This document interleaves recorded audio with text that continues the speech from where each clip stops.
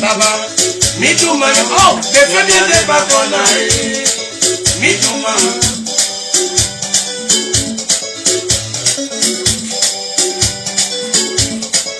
Me too man. Wherever we me too man. Just for l'engagé. Mon millier ma femme, maman, welcome for so me too man. Sengenyo, Ojande. Mi oyo, Ojande, c'est Dieu sur la terre, ça peut s'agir du marin, oui, Ojande,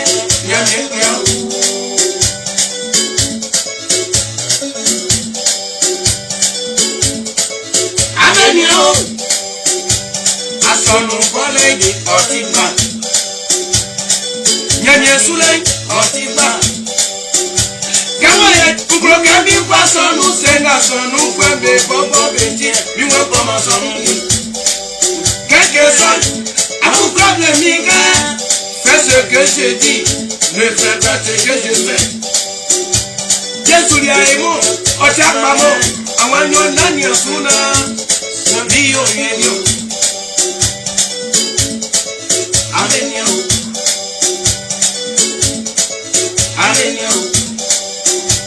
Vous semblez que Bondré Colombia. C'est avec moi, Miguel, la cause. Ministre de Mandel. Amuka Somi du Marin. William de Mandel.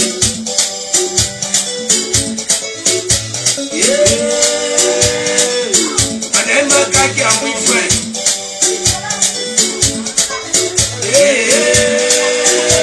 Kazou, et on a mis tous les frères.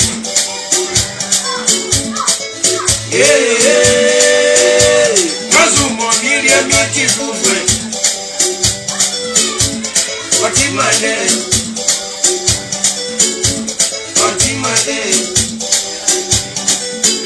Sena sonu fabwe Nkaka muka Ame dwapa kwanga mube sojwe Amu temi enyeke Abinya kebye ngomi arolai Shati vie frami Iwanya de bakona Anema yimi kaseti Usuye de dikasi Soti miwa de bakona Blanda bla mi pare Musake Kamo tima sonunti Kamo kama sonunti Niria suprema su Isofemu Mikolelelele koso ibibu Yomu Kenju lo kusu Udulo mabetika Ilafwe Utima mwifwe Il a fait sous, Moutima tout les fouets.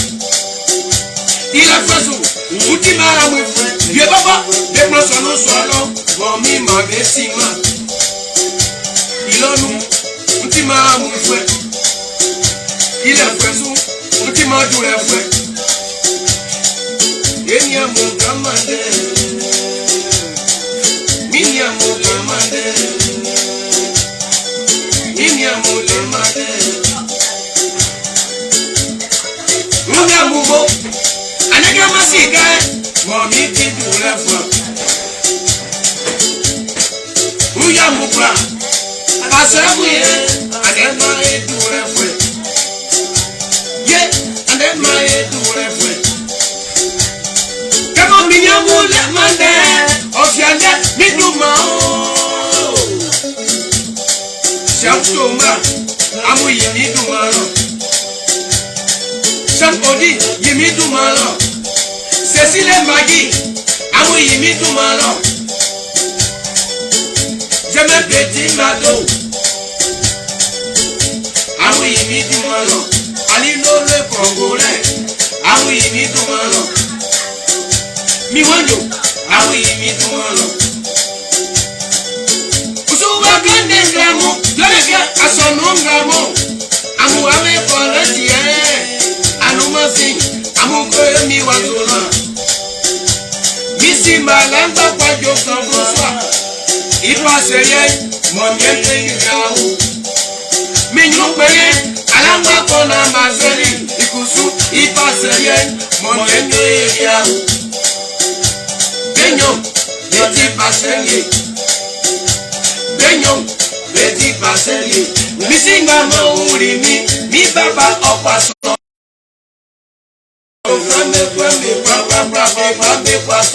Sami kumba koma sonu tie.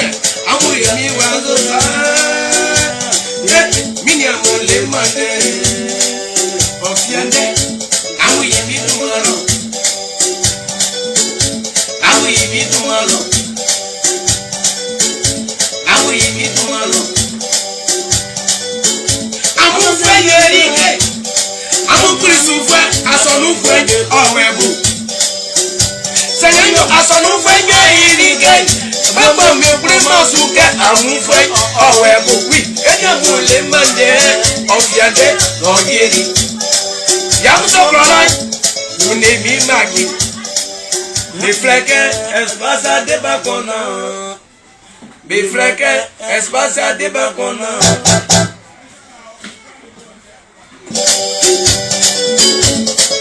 Bemba me kwa.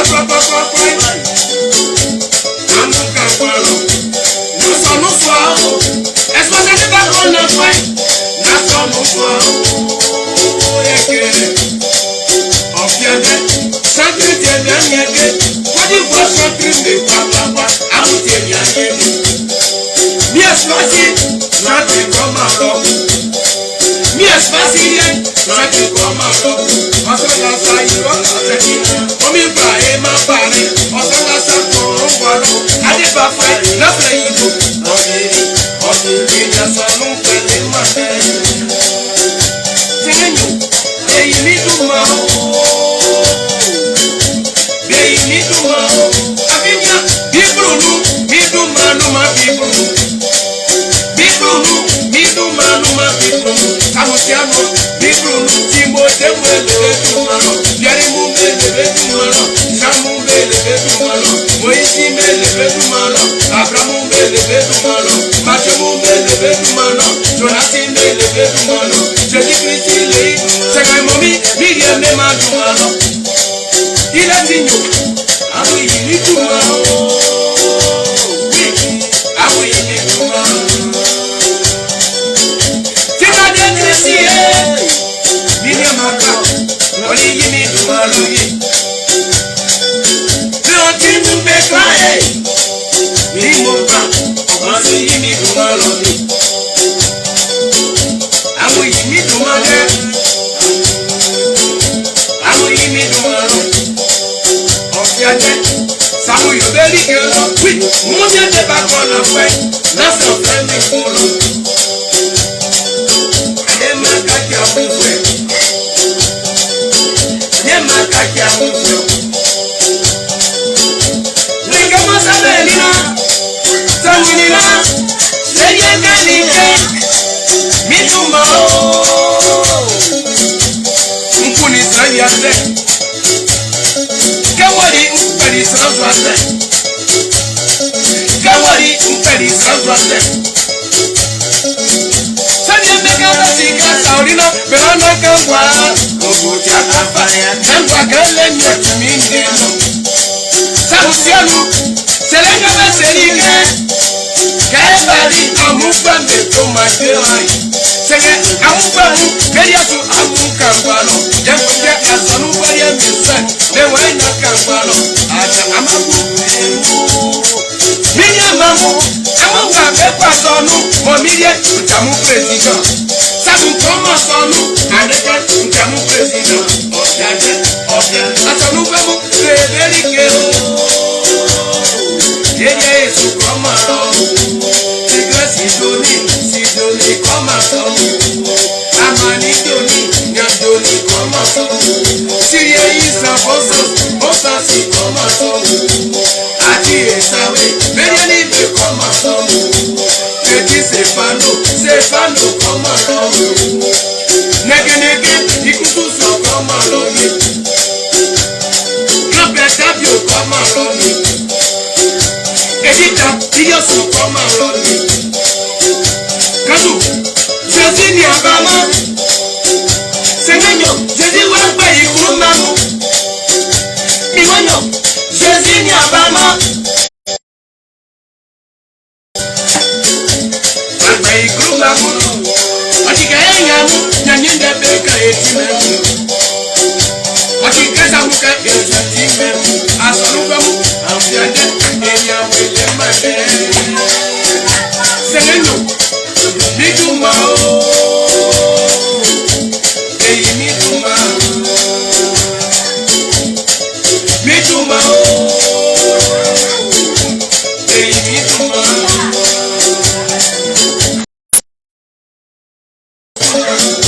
kwani etiani kosati miduma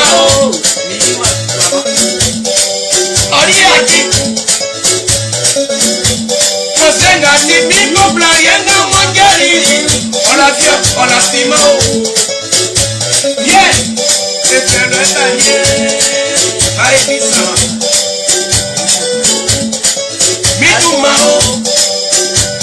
asonu famu bele miduma nana yo simole akani o mafama o kwani etiani aka mafama o mbayo mamu mbisa besa kasu amufe o mamu sikai amusonu beji amusonu beji kodo lugu bagasa koma sonu aje sibe koma sonu kwani etiani koma sonu nana yawo simo koma sonu isofa mema musika amusonu papa seke amuni amufei bedima amuni amufei bedima miwanyo amusie miduma na aimau ndengole makangi nyamu kra